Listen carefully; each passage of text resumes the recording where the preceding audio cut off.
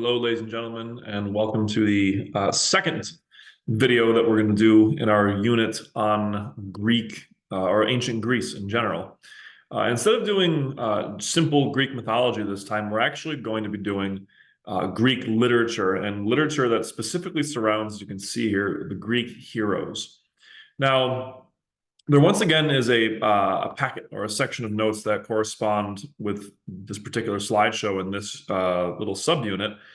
And we're going to work through this. We're not going to read again all of the detailed stories of it. We're going to do basically the essential questions here, the summarizing questions, and then we're going to get through some of these passages, or at least some parts of these passages, so that we can get, as you can jump ahead and see, on the 9th page, we can get to the final summarizing questions overall. Okay.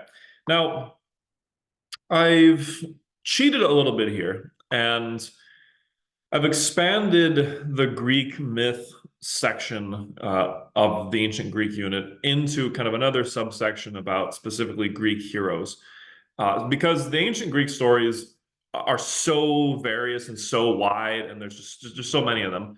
That I didn't want to have just like a bunch and like include the heroes in with some of the gods and goddesses and some of the classic myths and all this kind of stuff. Instead, I decided to separate them so that we could do a brief introduction to Greek mythology, as we did last time, and then we can actually sit down and talk about 3 distinct characters within Greek mythology that focuses more on their role therein. Okay. Now, the first character that we're going to focus on is probably the most well-known, the most beloved name in Greek literature as far as heroes go, and that is Heracles. Okay, good note, by the way. It's not Hercules, that is his Roman pronunciation. Heracles is what we want to call him if we're using his Greek pronunciation. Usually you'll see him depicted as such, as a very big, kind of sprawling, bulky man, usually with a big beard, and he has a huge lion skin on his back. He usually wears that as his defining trait, usually also holding a club too, by the way. Now, we'll talk about why and where that all comes from, but the most famous story surrounding Heracles is his 12 labors, or the tales of his 12 labors and all this kind of stuff. Now, to begin his story, in terms of, like where the relevant information begins to come to us for this particular episode in his life, you have to understand that Heracles is the child of an adulterous relationship with Zeus and Alcmene. Okay, Alcmene is a totally just normal mortal woman. Zeus sees her one day, as Zeus usually does, and he goes and he has an affair with her. This, of course, brings up all of the natural and understandable irritations on the part of Hera, Zeus's wife, the queen of the gods, the queen of marriage, or the goddess of marriage, and all this sort of thing. And as a result, Zeus actually doesn't know this, but Hera tries to actually have him killed. And there's a little brief reference to this, by the way, in not only just classical artwork, but also in Disney artwork as well. Hera sends 2 serpents to try to kill Heracles in the crib, just sort of to spite Zeus. But of course, his name Heracles is able to strangle and kill the serpents as a child, as like a newly born child, kind of obviously referencing how powerful and how strong this kid is going to be. Now, as a demigod, as a child of both a goddess or a god and a mortal woman, that is Heracles's main gift that his divine blood gives him. It is the gift of a supernatural level of strength. Okay, so this incredible strength is what's going to define him. Now, he, however, is struck by a curse of madness, and usually there's different versions of this, but usually it's something like Hera poisons him or just inflicts him with kind of a spell of madness, so that one night when he's with his wife and sons and children rather, he just goes insane and he goes mad and he thinks that they're enemies and he kills them all, as he easily can do with his strength. So he of course wakes up completely horrified by this and realizes that he's done one of the most atrocious acts that someone could do. He's committed essentially the murder of his whole family. He's murdered his innocent wife and children. Now, a very, very tragic sort of beginning to Heracles' story. And he decides that in order to atone for what he's done, in order to kind of make some recompense for what he's done, he has to go and perform what I think it's his cousin, whose name I always forget. Let's see what it was. Eurystheus. Yeah, I was going to say Eurylochus. Eurystheus organizes 12 labors for him to do, 12 tasks for him to do. So right off the bat, that's kind of an interesting turn or structure of the story of the Greek kind of mindset and how to craft a story here. You have this character who is blessed with an incredible gift from the gods, but then is cursed sort of in some really, really terrible way, that he has this horrible tragedy inflicted on him, into some small part his own fault. Now, as a result, he then decides, I need to go out and atone for this. I need to perform 12 labors to kind of make up for what I've done. So that pattern of behavior is a really classic ancient world idea. I'm using the term atonement. You could also use the word penance. You could also use the word justification. You could use any sort of term you want to.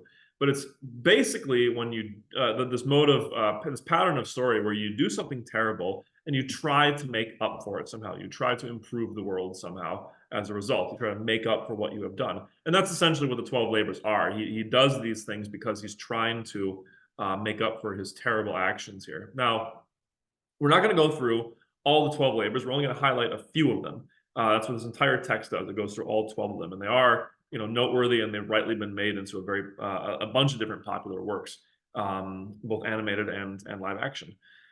But the first, and I think the most one of the most classic ones, is his battle with the Nemean lion. Now, the Nemean lion is not just any old lion. It's just not just a nasty lion that's eating people on the roadside.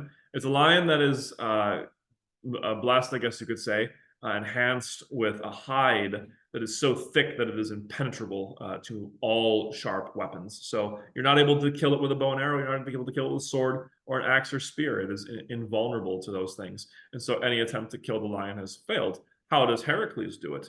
Well, again, the depictions change depending on what you're looking at it, but the usual idea is that he either strangles the lion or is able to kind of kill it with its own claws. So he there's some depictions where, he's strangling it and then he grabs the paw and he kind of like tears it up and kills it like that. But usually what I see is that he strangles it. Some people say some versions were that he, beat it with a club, whatever. The main point to take away from this is the question of how did Heracles actually defeat the lion? Because this is going to establish a pattern for the rest of the 12 labors. Heracles has the advantage of supernatural strength, of divine strength. That, however, is not enough.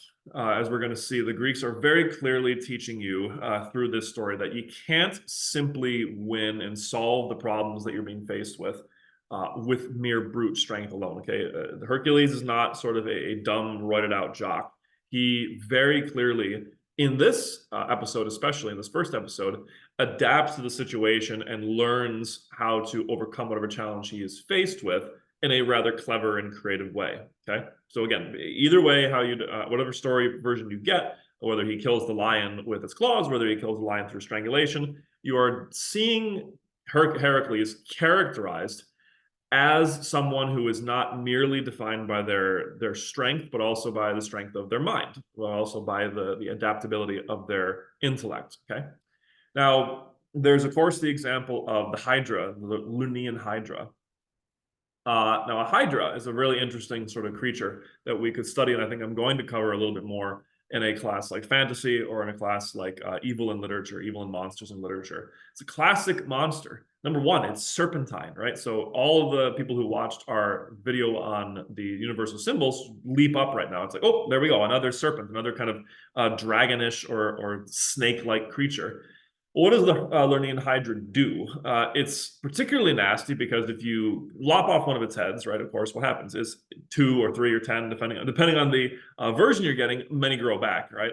So it's this terrible symbol of a monster, right? The source of all your problems, that even when you are able to maybe solve one, there are actually many, many more.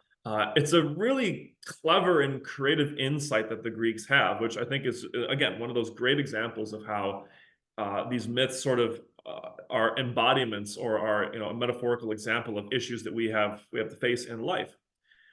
This one in particular is how it's kind of expressing that annoyance, that fear, that anxiety, that frustration with that. Even when we solve one problem, we seem to be making progress. It's like life just throws about 3 more at us. It's like, oh my gosh, can I get a break here? So what does Heracles do in order to defeat the Hydra? Well, he learns that, of course, in order to stop that head reproduction process, you need to cauterize the wounds, right? Or cauterize the necks once you lop off one of their heads. Okay, so he does. He grabs a torch and just sears them and all this kind of stuff. Some versions say he has to find the correct head, like the central head that will kill the actual Hydra. The other ones are kind of just drones, as it were. That's one version. But yeah, that's essentially the idea here, is that he once again is able to not simply just go in and kill the thing with a sword and strength. He actually has to think about it and be a little more clever here. Okay. We have the Stymphalian birds. We're going to skip those. We have the Titan Atlas make an appearance at one point. Heracles has to go and retrieve some of the apples from the Garden of Hesperides to appease Atlas and give Atlas a break. So Heracles actually does hold up the world, or hold up the heavens at one point.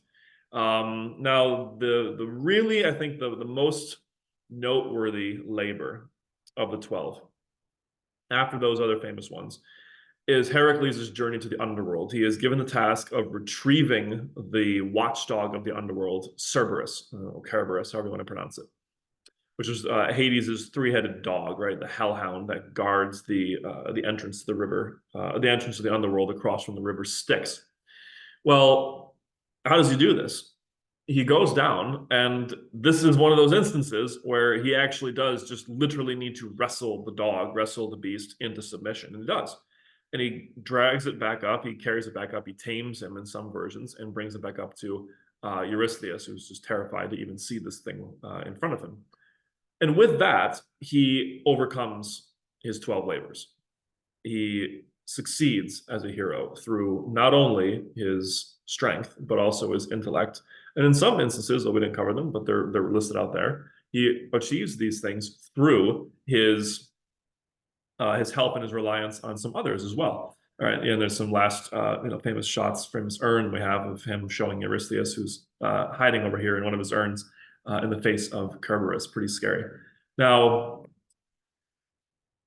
when looking at this, there's a couple things we want to analyze about Heracles' character. Okay. I've given you something that is always interesting to do here, which is, again, like we talked about with the Hydra, is looking at the labors and what is it that they probably symbolize? What is it that they demonstrate that he is conquering? So, for example, when Heracles conquers the lion, what does this mean? How can we analyze this? What is the symbolic significance of this particular task? Well, as the example says here, by defeating the man-eating lion, Heracles shows that he can conquer the aggressive side of nature and keep others safe. He also shows great skill by choosing to strangle the beast instead of trying to pierce its impenetrable hide. So the defeat of the lion can symbolically, at maybe a very deep level, be seen as defeating one's own aggressive nature. So I don't think that, if you want to really get into the nitty-gritty English analysis here, is it any kind of coincidence that after committing an act of severe aggressive atrocity on his own family, his first labor is to go and conquer a beast who is harming and essentially inflicting pain and suffering on the innocent people nearby? No, I don't think that's an accident. I think that's probably, there's some parallel there. Okay, there's some symbolic significance to his actions there, the lining up of the particular labors there. Now, in doing this, he also needs to embody another skill, another value of Greek culture. He needs to embody the value on the intellect. Okay, remember we discussed about Athena last time. We talked about the Greek gods. Athena was one of the maybe top 3 or 4 most beloved gods in the Greek pantheon because of her intellect and her wisdom in warfare, in the battle. It's not just battle that we're valuing here. It's not just being able to be a berserker and just kind of hack through everybody mindlessly. We need to be clever and smart about this. Okay, so what I'd like us to do is to pick one of the other labors from the list above, right, from the passage above, and tell us, what is it that Heracles is conquering here? What is the symbolic significance?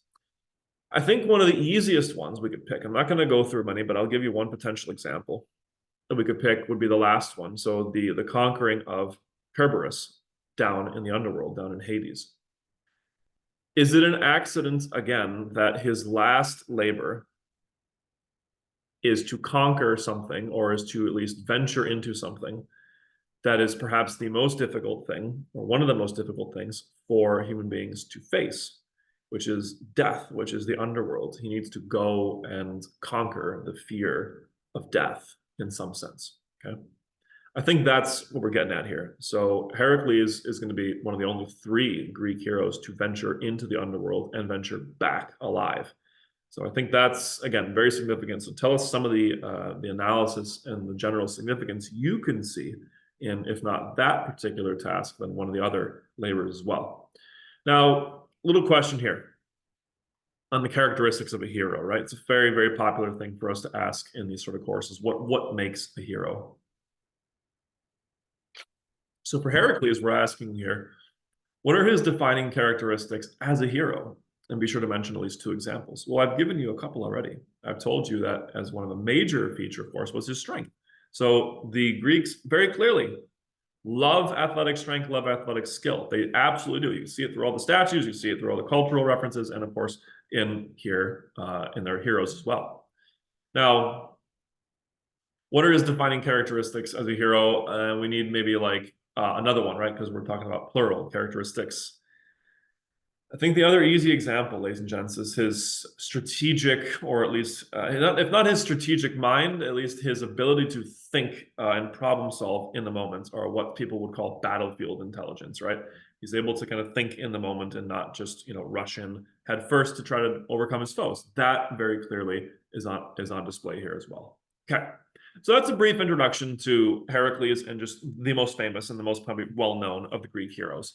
However, these next two are a little bit more, I would say, noteworthy, because there's a lot more information that's sort of fleshed out about them, and they're becoming very, very, there's like a reawakening of how popular these guys were. I've noticed among a lot of my contemporary people that I'm reading, or like contemporary people I'm speaking with.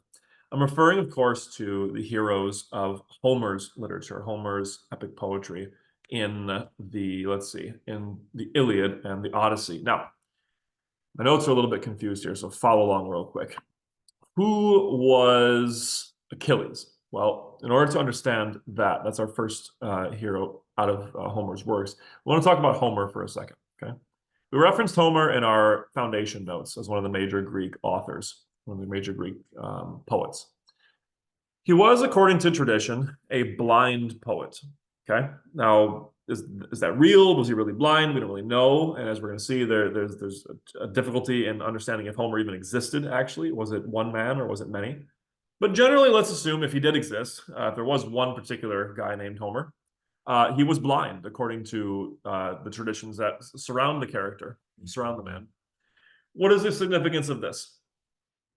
Blindness, ladies and gentlemen, is very typically used as a symbol for someone's blindness to the immediate material world, the kind of surface level, the literal world, but their mystical ability to see more, see beyond that material world, to be, in a sense, in the proper sense of the word, a prophet. They're able to see hidden truths that the rest of us cannot see because we are blinded by the veil of ignorance, by the literal physical world around us. And I think that's something that might have been going on with the traditions around Homer. But suffice it to say, he might have been a real living man who might have been blind, or he might have been a group of poets who just simply wanted to put one singular title around their group and their work. Now, he lived, as we can see here, about 760 years before Christ. So he's in the kind of early period of what we would know as the classical period of history. Okay, so Rome isn't around yet. The medieval period is not around yet. Christianity is obviously not around yet. It is firmly within the classical world that Homer is writing.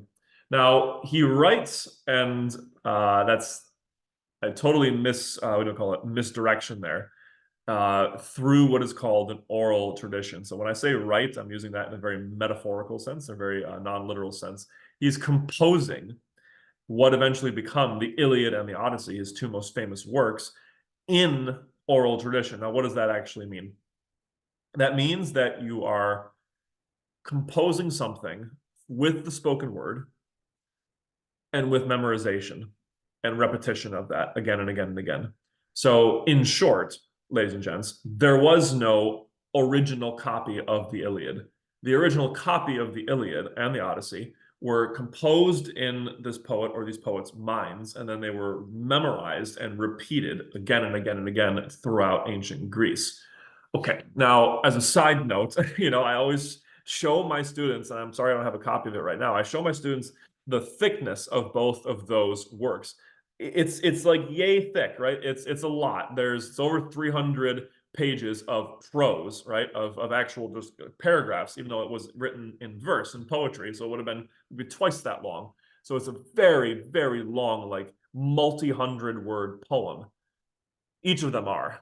So let that sink in for a minute to understand that these human beings living 2,700 plus years ago were able to commit to memory. And this is not just a group of poets. There were multiple people that would have done this in every generation, in every city. There would be people there that knew the Iliad and the Odyssey by heart, by memorization.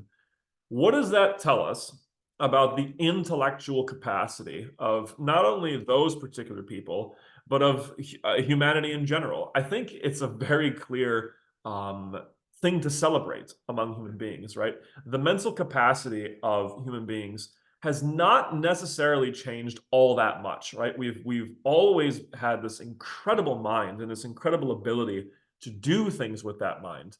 I think the only difference between us and the ancients and Homer is simply that we have access to a lot more specific and a lot more quote unquote confirmed information than they did. So we are able to have a lot more information at our fingertips, and we're also able to understand things about the natural world that these guys necessarily did not. So we don't want to, again, have this kind of chronological snobbery, as some people call it, where we think that, Homer and all the other Greeks and everyone living before the year, 2000 was just a bunch of idiots because they don't have smartphones or they didn't know about, atomic physics. It's like, no. These guys had incredible levels of sophistication in their minds. And as we're going to see, especially in their literary works, that is in some sense what this class is almost all about, is seeing the brilliance of human beings and what they're able to create and what they're able to do with just their minds and their imaginations. So that's Homer, okay? Now, the Iliad. What is the Iliad? Let's turn over to these notes, because again, as you see, these are blank. This is meant to be discussed in class. We know who Homer is, right? Now, Homer writes the Iliad. The Iliad is an epic poem about, as we can see here, Ilia. Now, what is Ilia? Ilia is an archaic name for the place known as Troy. So this is the story of the war against Ilia, against Troy, between Greece and Troy. Now, it's an epic poem.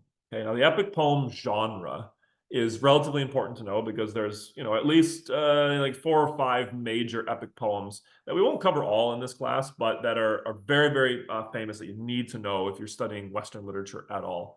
Now, why does it qualify as an epic poem? So what are the qualifications to make something an epic poem? First and foremost, it needs to be in verse, right? It needs to be a long poem. It's got to be freaking long. Hence the term epic, right? So really long narrative verse lengths, telling a story for a very long time. Additionally, it needs to be about some sort of grand subject matter. There needs to be something large going on inside the work. So for instance, in the Iliad, as we're going to see, it's not just the battle between these two essentially like continent states of all of Greece and all of Troy going at each other. It's also, as we're going to see, about the gods battling as well. So the gods taking sides in that war and having conflict. So it's this huge conflict, erupting all over the Mediterranean world. Now, one other little detail, and it's more of a detail in the composition of the poem that qualifies it as epic. They usually begin traditionally with what's called an invocation. All right, so invocation, what is that? That is when the author begins his or her epic poem with the calling forth or the calling for aid from some sort of divine inspiration or divine source. Now, in Homer's day, he, of course, is going to use what is called the muses or the muse, right? What is a muse? A muse is one of the many kind of subcategories of gods in Greek mythology that are the goddesses of arts and inspiration. So they're the perfect figures to call on when you're about to embark on this incredible journey of trying to write about the war with Troy or whatever that you're writing. So, for example, in the later centuries, when we get to Milton in the Renaissance era, John Milton is a Christian who's also going to write an epic poem, probably the most famous epic poem in English literature, Paradise Lost. His invocation is, of course, not going to be to the muses, right? Because he's not a polytheist, he's not a pagan, he doesn't believe in this stuff. Who would he call on inspiration from them? Well, of course, the Holy Spirit, right? Being a Christian, he's going to call on that particular member of the Godhead in Christianity as the kind of spoken word of inspiration. So those are the three things. Now, if you want to add in like a kind of a sub thing, like a fourth thing, we're not going to see it much here, but if it's good for your education to know, we usually see what are called epic comparisons or epic similes within the actual written word or the composition rather of these poems, where we see these long, descriptions of what was it like, when Hermes flew down to go see Odysseus. Well, it was like when a gull does, jumps down from the waves and it's splashed and it's trying to catch it. It's like these long metaphors, these long similes kind of stretched out, where it's like, oh yes, she ran towards her child like a cheetah running after not seeing her babies for 5 weeks and thinking that they're eating. It's like all this kind of stuff. So that's a very typical grand way that we see epic poems composed. Okay.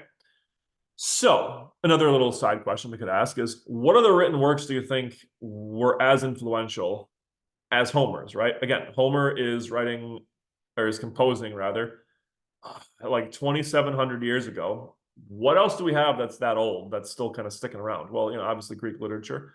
But what else has that much inspiration? Because as we're going to see, or as you will see, particularly in English class, a lot of authors, a lot of famous authors really like the structure and the understanding and the conflicts we see in Homer.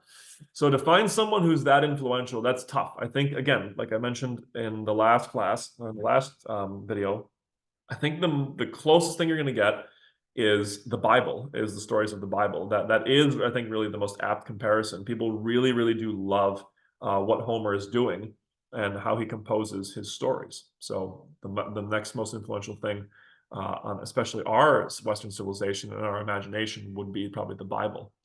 Okay, now to begin with the story of Achilles. Achilles is the main character of the Iliad, and the structure of the Iliad is best understood as a tragedy.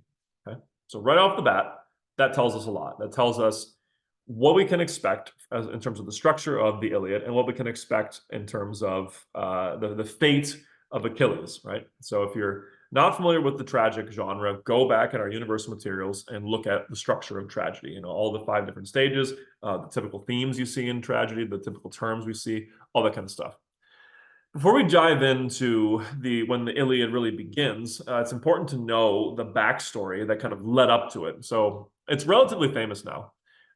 We begin not necessarily with the birth and childhood of Achilles. I usually like to have my students act out all of the previous stories before the Iliad. Now, that really begins with the marriage of Thetis or Thetis and the king, the Greek king Peleus. So Peleus is a normal mortal man, mortal king. He's a relatively accomplished hero in his own right. Right, he has a good military history, and he is in some versions directed by the gods. In some versions, he falls in love with. In some versions, he rapes. He forces himself on a lesser goddess known as a nymph, whose name is Thetis. Now, why does he do this? Or why does he go after Thetis? Why do the gods want him to go after Thetis? Because there's a prophecy surrounding Thetis that says she will have a son who is greater than his father. Okay, it's not terribly an uncommon thing. Now, Zeus, of course, has some lust for Thetis. He wants to go after her. He wants to sleep with her. He wants to have an affair with her. However, he's afraid of that prophecy because, PTSD flashbacks to last class. What does Zeus just do to his father? What did his father do to his father, right? It's this constant kind of, fear of fathers being overtaken by their sons. So The gods don't want to have anything to do with that. So what does Zeus do? Well, he simply organizes, again, either through rape or through legitimate romance, depending on the version, for Peleus to go and marry Thetis. So he does, and they get married, and they have this, fancy wedding with all the different gods and goddesses there, except the goddess of discord, Eris. And we get an instance here of something similar that we will see, or that you could see in like Grimm's fairy tales of Snow White, where you have this, christening, or you have this very, happy celebration, and you don't invite someone who's negative relatively. And as a result, that negative person or that negative force curses the event in some way, shape, or form. What is the example here of that happening, of that pattern playing itself out? That is Eris's lack of an invitation to Peleus and Thetis's wedding. Why? I mean, it kind of makes sense, right? Like, why would you invite the goddess of discord and chaos to your happy wedding? You wouldn't, right? Now, as a result, she's livid about this and she's angry, but her vengeance and her wrath comes in the form of her dropping into the wedding this little apple here, the apple of discord. On the apple, on this beautiful golden apple, is written, "I am for the most beautiful."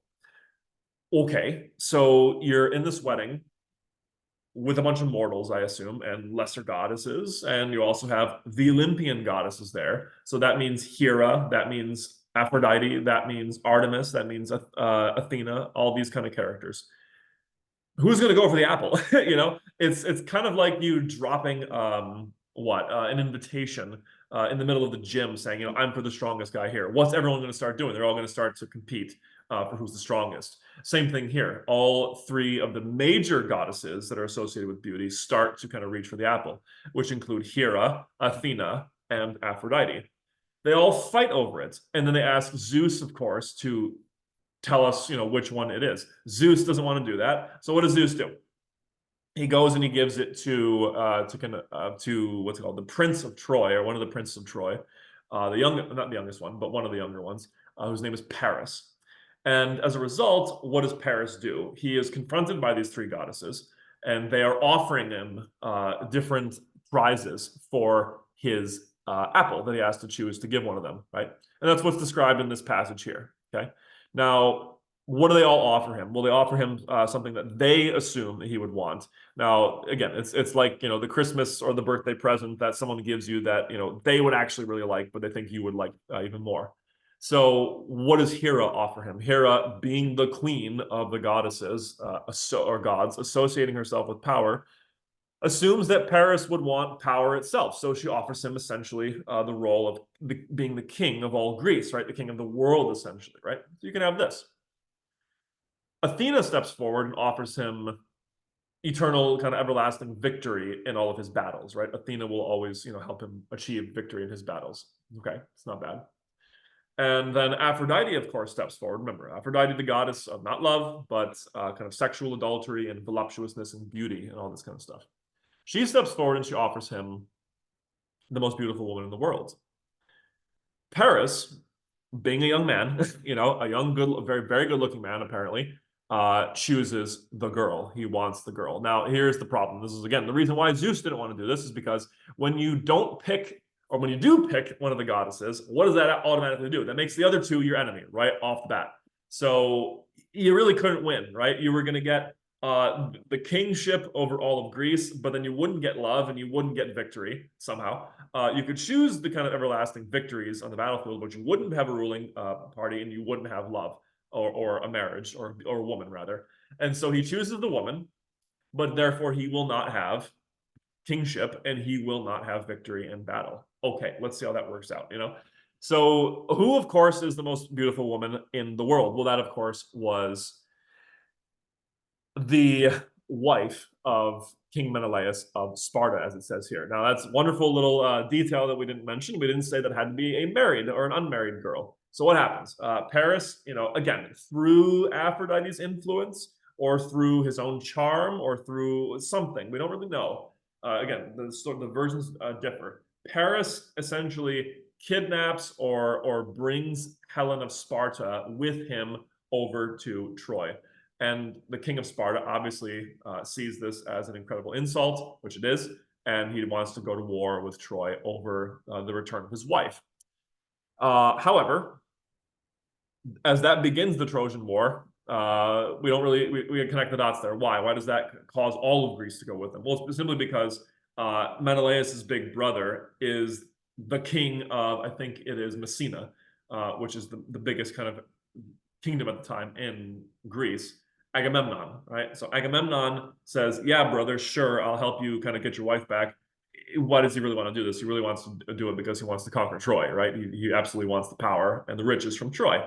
So he gathers up all the kings of Greece and their armies, and they sail 1,000 ships, as the story goes, to retrieve Helen and conquer Troy. Okay. In the midst of this comes the character of Achilles. Who is Achilles? Achilles is the son of Thetis and Peleus. He's their only son. He is born, therefore, of divine blood on his mother's side and of kind of warrior-like blood on his father's side. Achilles grows up, therefore, as a beautiful, strong, and incredibly skilled hero. Now, again, the versions differ as to how his divine blood enacted itself. Some say, oh, it's his skill in battle. That's all it is. Some say that it's his speed. One or the other. Okay, he is the most skilled warrior of his generation, and so of course he is invited to go to Troy, which he does. Now, there's some versions of the story. I know that the source that originally kind of made this connection was actually Roman, but some versions of Achilles' story tell us that his mother, dunked him into the river Styx in the underworld to kind of make him totally invulnerable, except for his heel, right? She missed the heel, or she didn't want to do the heel in some way, shape, or form. Either way, what we get here is essentially the story of a mother, and this does happen in some versions of the Trojan story. We have Thetis being afraid of Achilles' prophesied fate, that he's going to die young, essentially, and very famous. So she tries to, in some ways, keep that from happening, or protect him in some way, shape, or form from it, which actually kind of sets him up to fulfill that prophecy. Either way, Achilles goes to war. Now, we know that the Trojans still have Helen. The battles begin. The battles end up going not, for just about a year or two, but they extend out into actually not over, but about 10 years. So the entire sieging of Troy lasts for about 10 years. And one of the beautiful things about Homer's Iliad is that it's not just this story about this one dude Achilles, in this massive army of Greeks. There are a ton of supporting characters. It really is, in some sense, like, the Avengers Infinity War, where you have all these different characters that have their own stories in Greeks kind of making an appearance. We have the major kings, right? We have King Agamemnon and his brother Menelaus. These are the characters as depicted in the movie Troy, by the way, which is fun. Go ahead and watch Troy. It's a little bit graphic, it's a little bit intense, but it's still fun. Now, we have them against the king of Troy, whose name is, what's his name? Priam, over there. And then we have Achilles, of course, being the major Aristos Achaion, right? The major MVP player of the Greek army. One noteworthy king among many of the other ones in the Greek army is Odysseus, the king of Ithaca, a very small country, but a very worthy person to add to your army. Odysseus is probably the most clever, of course, of all the Greeks, and he's going to become important a little bit later. The MVP of the Trojan side is Priam's most accomplished prince, or most accomplished son, Hector. He's the best warrior, essentially, on the battlefield next to Achilles. Okay. And as a cool side note, you will also read and also know that there is a character within the Trojan army whose name is Aeneas, and Aeneas ends up becoming the main character of probably the next most famous epic poem author, epic poet after Homer in the Roman Empire, named Virgil. Virgil is going to write an entire epic poem about Aeneas and the founding of Rome. So just a cool side note to know that he is there as well. Okay.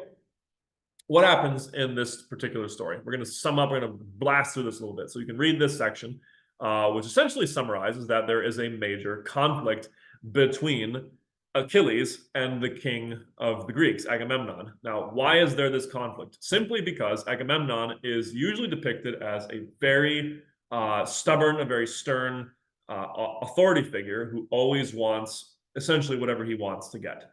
He wants to get whatever he wants. He wants to not have anyone question his authority.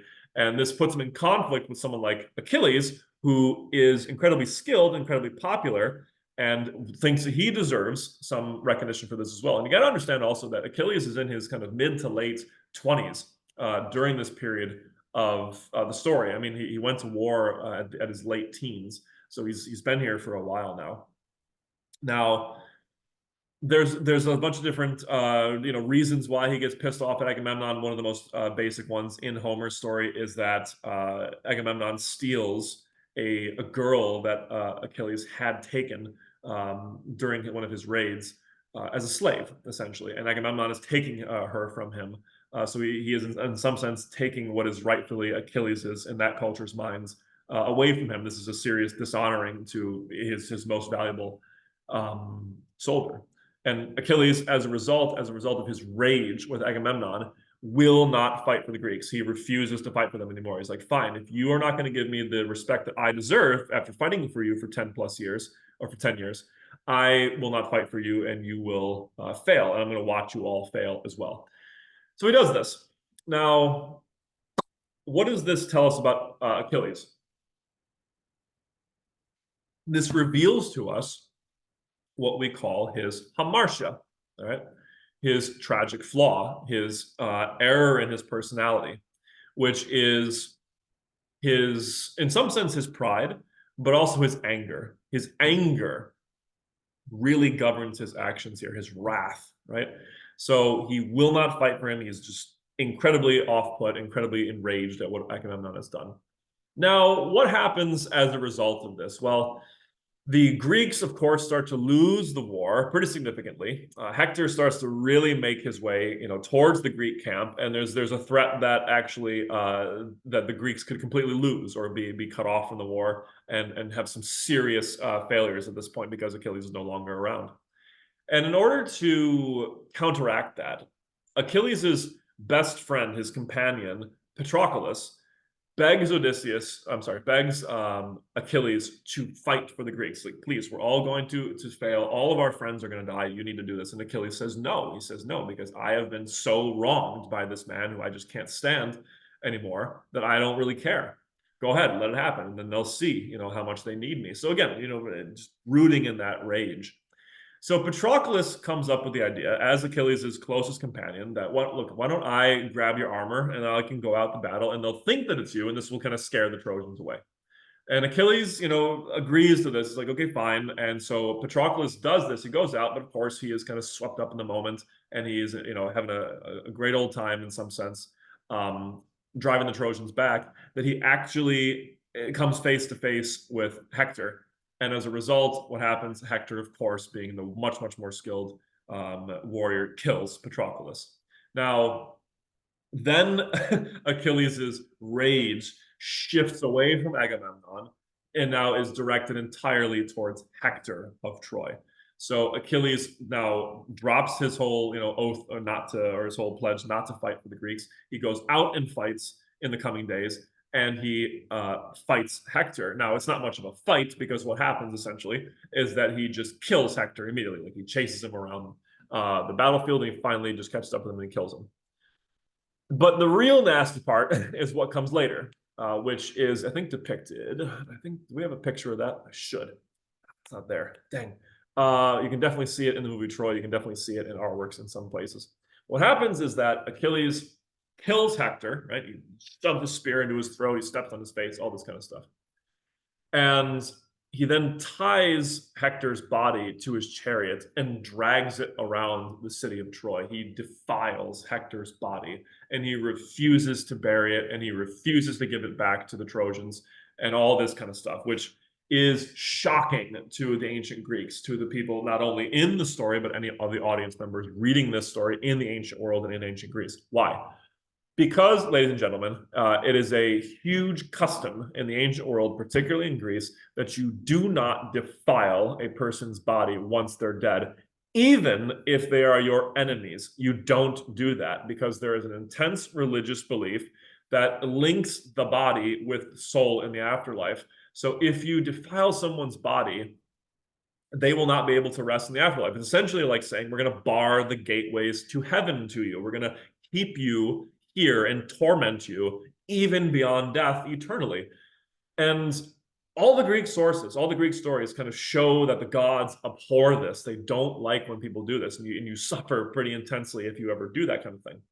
So Achilles' actions here are seen as the expression of how much his anger has consumed him. He has now just delved into some really serious rage-filled atrocities at this point.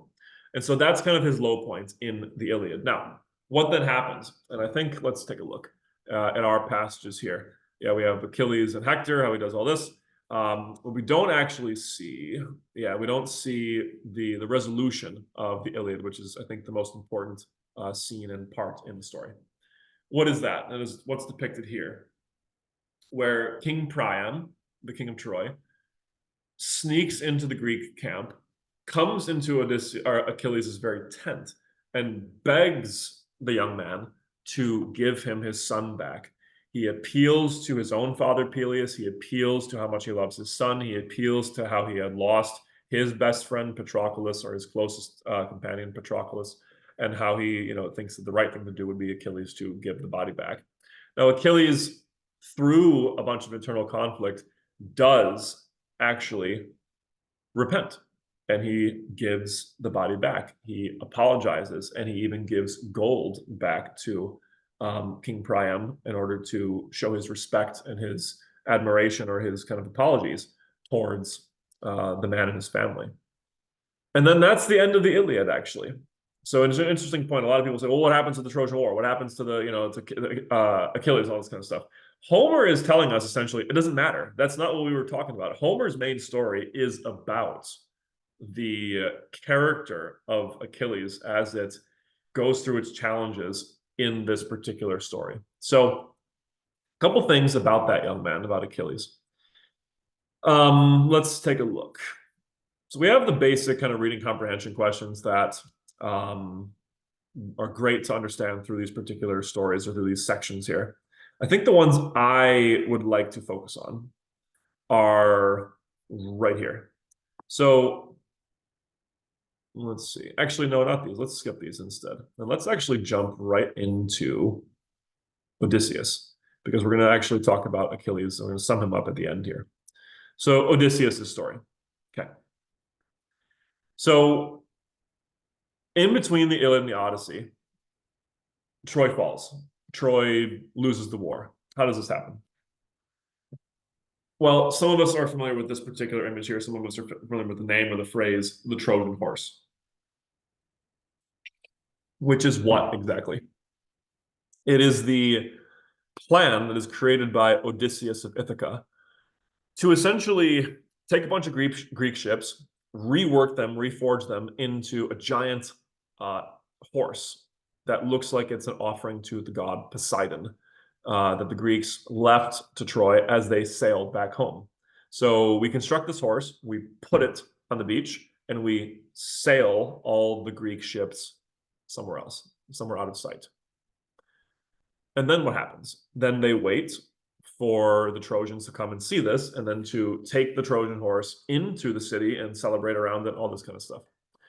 And of course, what happens then is that there was actually a bunch of Greek men hiding inside, usually Odysseus and his men, and they come out of the horse and they kill the guards at the gates of Troy. They open the gates of Troy, and then in the middle of the night, all of the Greek army comes out of hiding and storms into the city and burns Troy to the ground in one night.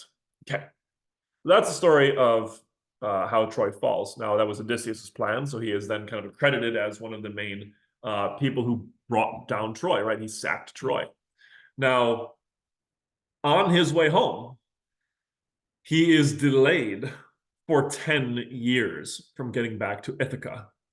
Now, that means because he fought for 10 years at Troy, and then he spent another 10 years delayed in his trip, that he was gone for 20 years. So even if you say Odysseus is like about 20 or maybe like 30 at most, when he leaves for Troy, by the time he will get home, he is going to be at minimum 40 years old, which in the ancient world is like you're pretty up there. You're getting up there, right? That's a lot of your life that just got taken away from you in some sense. So take a look real quick about this story, the Odyssey. Some questions here. What is it about? It's about a man's journey or his attempt to get home That's all it is. It's a journey story, therefore. Okay. Sound familiar? Yeah. Essentially, what Homer has done, and I think brilliantly, is that he's given us two crowning, towering works of the two basic genres of literature. He's given us a tragedy, one that actually has a really nice resolution and a really compelling storyline too. And he's also given us the journey story, the Odyssey, right? That we actually create, like we use that word nowadays to mean a story or to mean a journey. So perfect work from Homer. So that's what the Odyssey is about. Why do you suspect, as the second question is asking here, why do you suspect this story has been so popular for so long?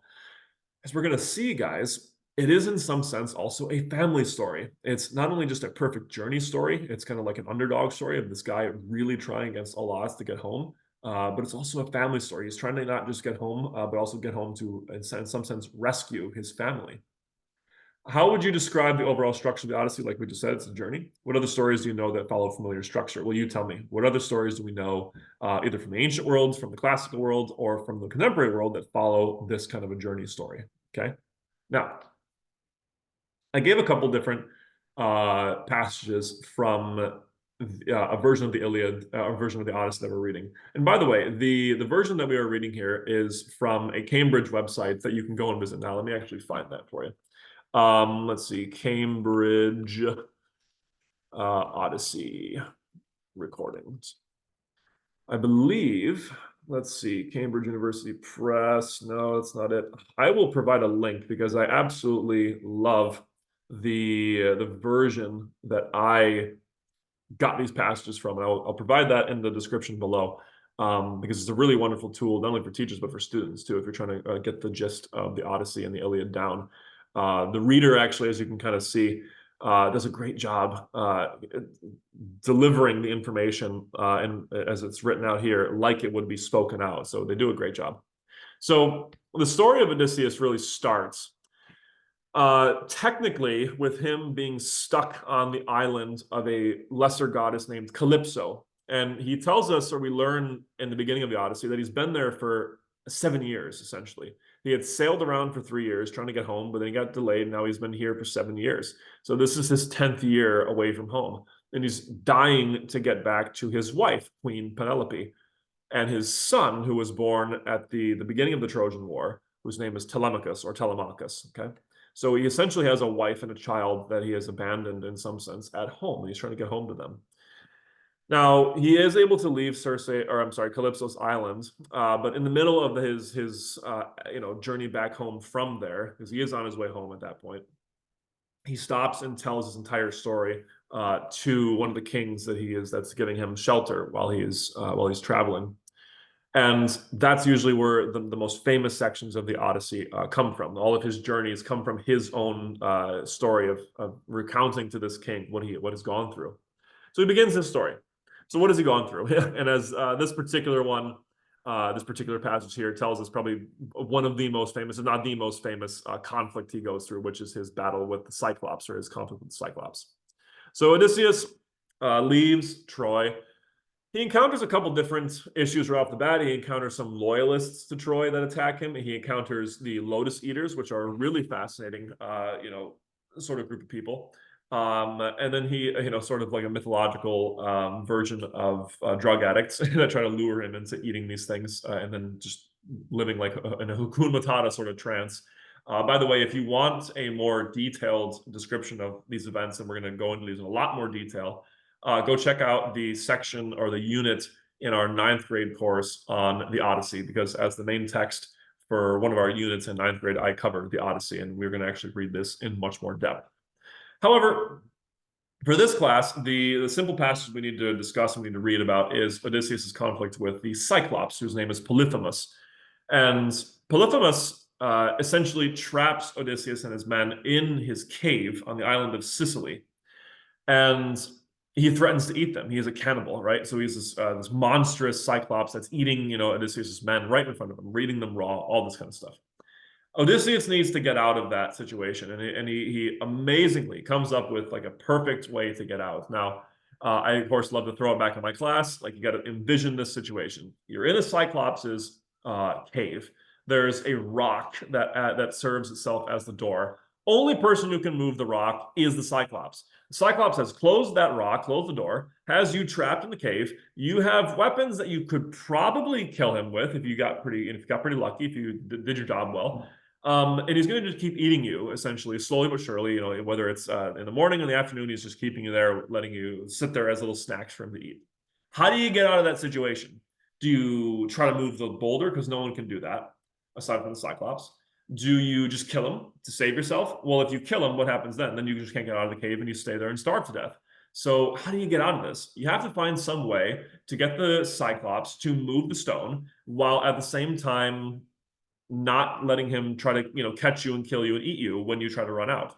So what Odysseus decides to do is get the Cyclops drunk enough to go to sleep and then to stab out his eye, so that he will, run away and try to open the door and run out, and then he will be able to, Odysseus and his men will be able to escape. This plan works perfectly. Another little detail in the plan, however, is, as the title of the passage in the notes implies, the Cyclops, while he's getting drunk, asks Odysseus, who are you? Who are you that seems so special and so knowledgeable and such a smooth talker? Odysseus, of course, responds, "Oh, my name is Nobody. Everyone calls me Nobody." I was like, "Oh, okay, nobody." Why does he say that? Because he doesn't want to give his true name to this monstrous, being that could, curse him, essentially. So clever, doesn't do that. He gets out of the cave, they stab him, and he's able to kind of, hide underneath the sheep and the goats, and so he's able to get out. However, big mistake happens. Odysseus, while he is leaving, while the Cyclops is, kind of blindly, feeling around for where he is, Odysseus is in his ship, he's sailing away, he's just about to be out of earshot. He yells back at the Cyclops, basically an F you, kind of a taunt, and says, "Ha, it's me, Odysseus, who did this. I'm so awesome, I'm the best thing in the world. I've conquered you, you fool." And what does the Cyclops do? He takes Odysseus's name and he calls on a curse in the name of his father, who is the god Poseidon. He says, "I curse Odysseus. I hope that he never gets home. That if he does, then he will lose all of his shipmates and it'll be bitter and all this kind of stuff." So that curse now hangs over Odysseus for the remainder of his journey. And as a result, does it come true? Well, yes, we of course know that it has, because when Odysseus is telling this story, he's been at sea for 10 plus years, essentially, or away from home for 10 years. Okay. So that's not so good. That's not so good. And again, we're going to go through this in much more detail when we get to, or if you go watch our 9th grade unit on this. But to summarize, what do we see here in Odysseus' story? We see his cleverness being his major heroic trait. But just like other characters, we see his arrogance kind of cause his downfall. We saw a little bit of that in Achilles, and we're going to see a lot more. And we saw it certainly with characters in other Greek myths like Icarus, right? So that's a serious problem. Now, we are not going to finish Odysseus' story, as you can see here. There's a lot more. He does get home. He does kind of conquer his issues at home. But I wanted to use that example just as the main, iconic piece for Odysseus and what his best qualities are, some of his best qualities, and what some of his worst qualities are. Just so that we could get to this section where we answer our 3 summarizing questions, which are what? Number 1, why do you suspect that Heracles was considered to be the greatest of the Greek heroes? Consider his heroic traits in contrast to all other heroes. So why this guy? Why is he the greatest? It could be for a number of reasons. It could be because he kind of combines both of the traits of intellect and the traits of the physicality, right? The traits of skill. Maybe that's it. Maybe it's got something to do with him trying to make the world a better place after he, killed his family. We don't really know. He tries to atone for what he's done. So maybe it's one of those or all of them together. Number 2, how are Achilles and Odysseus different in their heroic traits, and how do these differences reflect the different values of the Greek cultures? Well, again, just like Heracles, we see, I think, both of those traits broken down into these 2 characters. You have the characteristic of skill, right? Of either speed or strength or skill, something physical, something athletic, something kind of domineering in the physical realm. In Achilles, right? He very clearly has that. And then in Odysseus, you have something in the intellect. You have something kind of abstract that's very, very valued. So it shows us that the Greeks do value athletic performance, but they also value intellect. So the perfect world for the Greeks, of course, would be if you had a brilliant, 160 IQ jock running around, right? That's what they want. They want these like brilliant people who are just great with their physical abilities as well. Now, the final one for you to consider. Overall, which are the best traits that you see the Greek heroes exemplifying? And is your assessment of their traits different from the Greeks? So, with your own values, your own understanding of what is a heroic thing for a person to have, looking at the traits we just discussed, which are the best ones that you think that they are exemplifying? Okay, which are the best? And do you think that your understanding of what is best in these characters, do you think your understanding is dramatically different from theirs? Maybe why? So, for example, I've had students that have read the characters, read the stories of these three characters, and have walked away saying, "Yeah, that's great that you have this, skill in battle and everything, but I think that Achilles' greatest heroic trait is the fact that he was able to conquer his own anger and that he gave Hector's body back to his father." I've had people say that, Odysseus's best trait is not just that he is clever, but that he is steadfastly trying to be a good father and a good husband and get home to his wife and child. Maybe that's it. I've also heard people say that, it's not just Heracles's strength and skill in battle, but it's also the fact that he's trying to amend something terrible that he has done, or make amends for what he has done in the world. So you tell me, okay? What is it that you think is the most valuable things that these characters are embodying? All right. So that is our relatively brief excursus into the Greek heroes in literature. Now, if you are really interested in, for example, the Iliad and the Odyssey we will cover in ninth grade in much more detail.